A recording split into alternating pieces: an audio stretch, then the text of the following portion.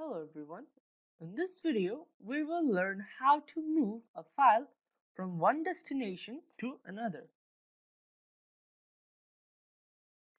So, this is the difference between the file and the folder. A computer file, it is computer resources that stores data in your computer. And a folder, it is used for holding those files, for organizing your files. So to learn the more difference about the file and the folder, you can come back here later. So these are the steps we are going to follow in this video.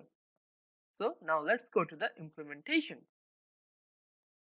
So now I am inside my Google Drive. So if I want to move this file into this folder, what I have to do is click on this file and drag it and drop it on this folder.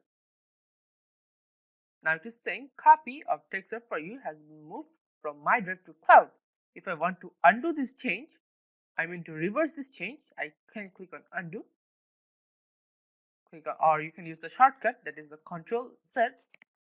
But if I want to, let's say, move it to another file folder, I can use like this.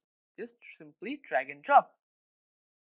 Now if I want to move this folder inside another folder, what I can do is simply drag this folder and drop it over another folder. So it is saying it has been moved. So if I open this folder, I can see that there is the TechSurf for your documents, and it also has the file.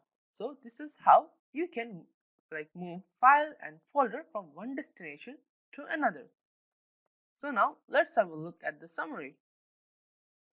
So in this video, we have learned how to move a file or folder from one destination to another. Thank you for watching.